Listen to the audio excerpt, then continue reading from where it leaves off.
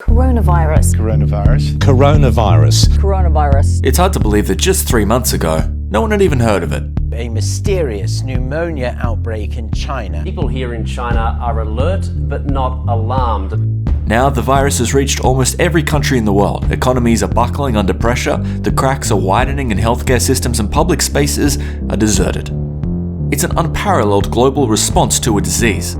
But when will we be able to get on with our lives?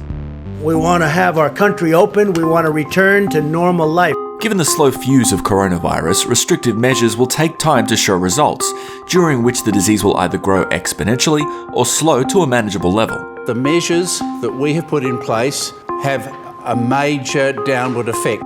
But even a perfect pandemic response won't end the health crisis. As long as this strain of coronavirus is active somewhere, it's possible that an infected person will travel and spark a fresh outbreak of the illness. Lifting restrictions too quickly could lead to a deadly resurgence. Given this threat of a resurgence, will we ever see the end of the pandemic? We've got to be able to slap down on these things very hard if we're to look at easing of restrictions. But I wouldn't want to mislead people. We're still many weeks in to go on this. In a best case scenario, every country would contain the virus at the same time, and with a winding down of restrictions, life would slowly go back to normal. But with some countries affected much worse than others, this situation is seeming very unlikely. That about 60 to 70% of the population would have to become naturally infected for herd immunity to occur. The second, much deadlier scenario is herd immunity, and that is to let coronavirus run its course unrestrained, leaving survivors immune and the virus unable to infect anyone new.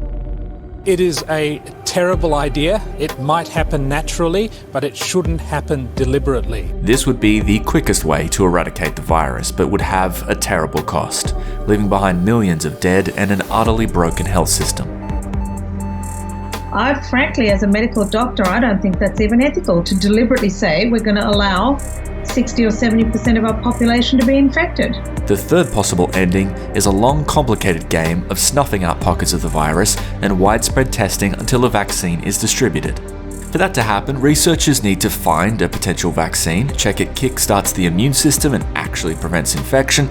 Then there will be large-scale testing and animal trials to rule out side effects. Then it's a matter of determining the dosage and frequency of the vaccine. China begins human trials for 2 possible remedies. There is a hope of a vaccine being ready in 2021. And there are promising signs, but even with a vaccine, COVID-19 is unlikely to disappear entirely. The virus can mutate, and the vaccine will need to keep up with the changes. People will lose immunity over time and will need to be revaccinated. With no clear end in sight, it will be long-term changes in our behavior that will keep transmission rates low. And few can predict when life will go back to normal.